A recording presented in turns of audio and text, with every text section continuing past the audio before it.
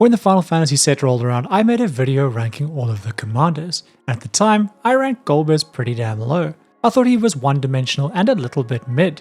Enough of my very based community disagreed, so I decided to challenge myself by attempting to brew him in a fun and interesting way. This video takes you step by step through my brewing process as I apply my 30 years of Magic deck building experience to Golbez Crystal Collector. But was he actually better and more interesting than I gave him credit for? And could I create a fun and accessible deck for him? As a slight spoiler, the outcome surprised me, not only because he was better and more fun than I thought, but also because he unlocked a playstyle that I thought was pretty much doomed at lower power levels, and I did it using a card that doesn't even appear anywhere on his EDHRec page. But before we get all lost in Golbez Crystal Collection, let's take a look at what he does.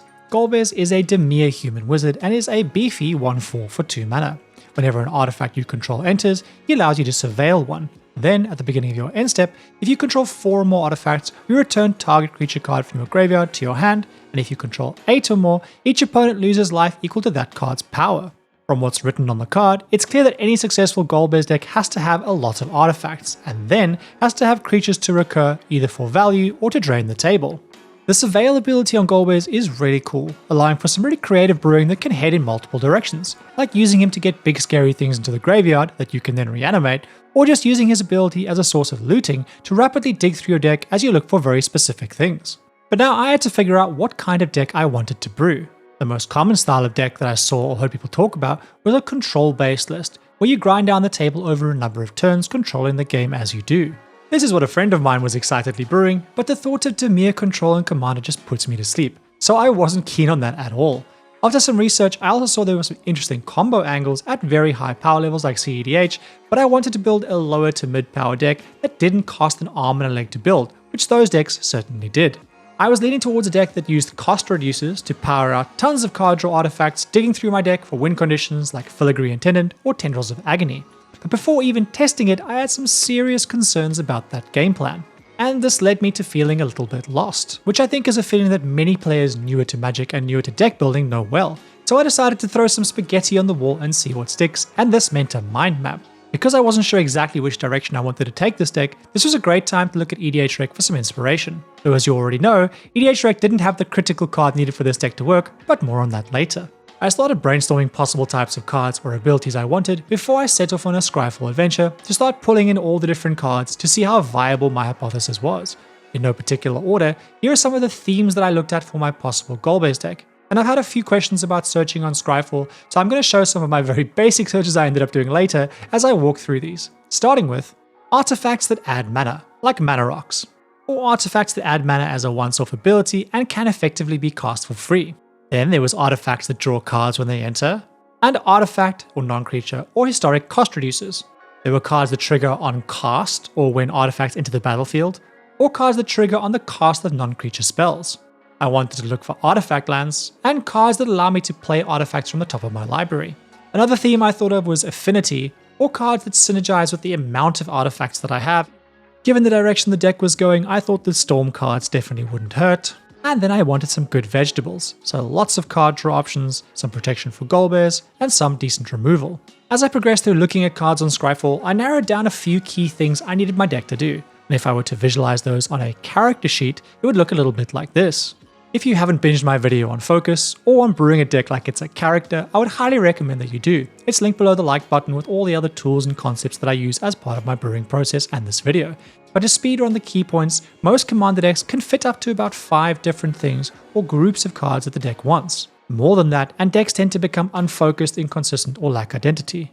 And why 5? Well, that's because we need about 12 of something to reliably draw at every game near the start of the game, and 12 times 5 equals 60, which roughly matches our non-land count in the average deck. The secondary abilities on this character sheet align with this, and other cards we add to our deck to round out our character skill set. This gives me a very focused idea of what to look for when I start looking for cards to fill my deck. In this case, my first draft of the deck relied on getting cost reducers into play and then playing as many artifacts as possible to power through my deck to allow me to activate my commander, dealing 20 or more damage in a turn through empowered artifact creatures. I used my 33 card deck technique to test these ideas quickly without having to brew a full list, and if you want to know more about that, the video is also linked down below the like button. I tested this both in goldfishing a lot and against friends, and in short, it absolutely sucked. I don't enjoy Storm in Commander because it often involves spinning your wheels for 15 minutes while you see the light drain from your friend's eyes. This is bad enough if you actually win, but it's even worse when you achieve nothing half the time and eventually pass the turn. The play pattern of this deck ended up being a lot like those Storm decks that I don't like. My turns would be long, confusing, and I'd end up with a board full of random artifacts that don't really impact the game. So I had to start from scratch. I started thinking about win conditions that wouldn't need so many artifacts in play, and it was at this point that I thought about one of my first Commander decks, an upgraded Captain and Gathwold Precon. Now, that deck was one of the early reasons that I moved away from playing Tamir and Commander, but it did make me aware of some absolute banger cards, like Ukalon. I also remembered one of my other favorite cards from it, Sewer Nemesis. And I thought to myself, what if I focused my deck around Graveyard Synergy that used Sewer Nemesis to blow up the whole table? Absolutely genius. Except it wasn't. I quickly realized that that wouldn't work because Sewer Nemesis' ability relies on him entering the battlefield, and when he's not in play, his power was 0. Damn. This did however lead me to start hunting for alternatives, and if only Lord of Extinction wasn't Golgari. And as it happened, there was one single creature available in the Dimir color pairing that I could use for this. A creature that doesn't appear anywhere on Golbez's EDHRec page at all, and it's quite possibly a card that you've never even seen before, because I certainly hadn't, and that card is Apocalypse Demon. It had exactly what I was looking for, and the moment that I saw it, I thought, what if I dialed back on the artifacts and played this less like a Storm deck and more like a combo deck? What if I got Apocalypse Demon into the graveyard along with a whole lot of other cards, and then blow up the table in a single turn?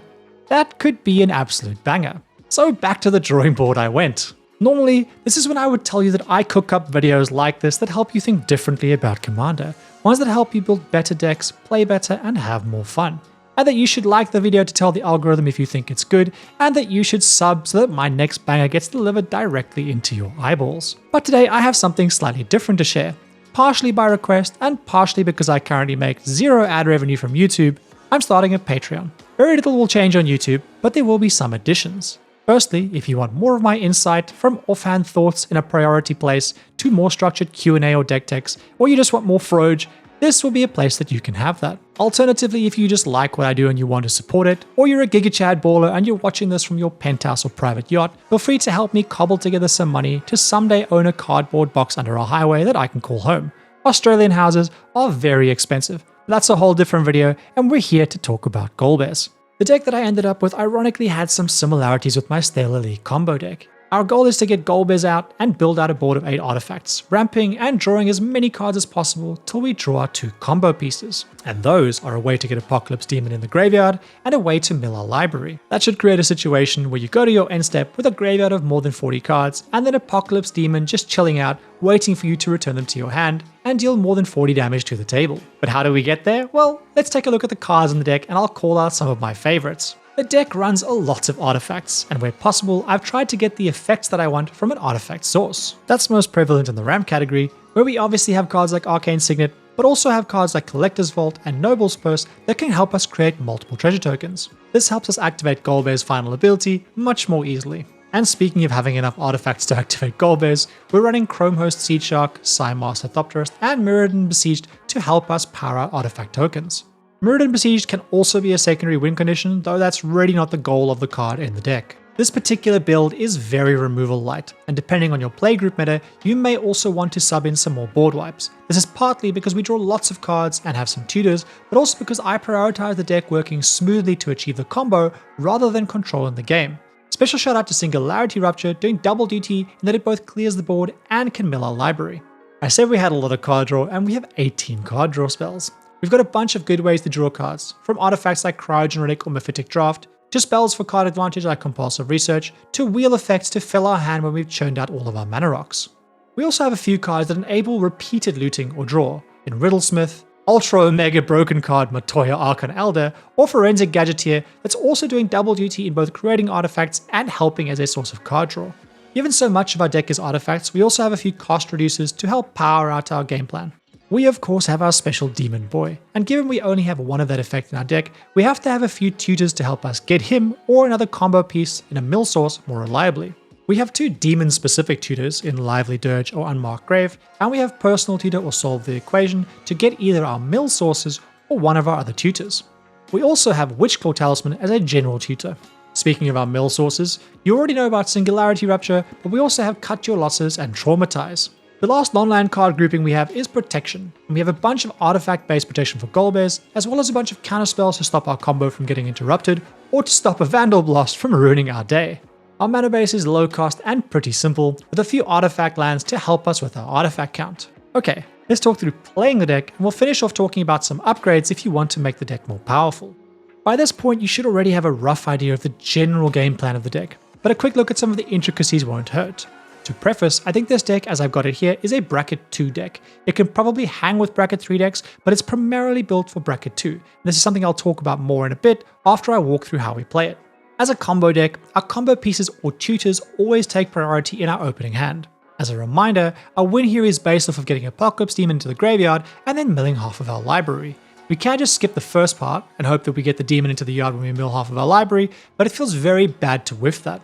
That means we want either a copy of Dirge or Unmarked Grave, and Cut Your Losses or Traumatize, or one of our tutors.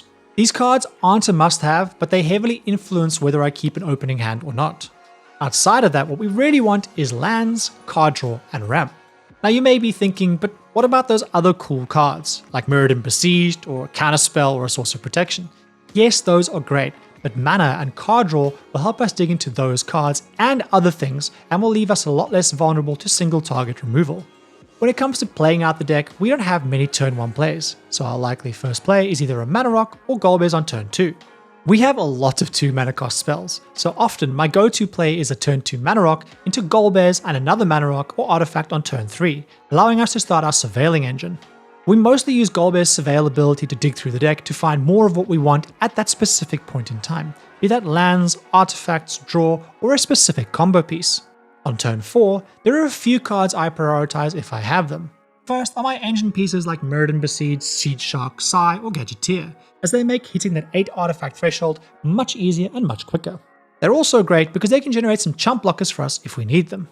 Beyond that, I look for repeated card draw sources like Matoya or Riddlesmith. Effectively, I want to play the stuff that triggers off of the artifacts before I play the artifacts.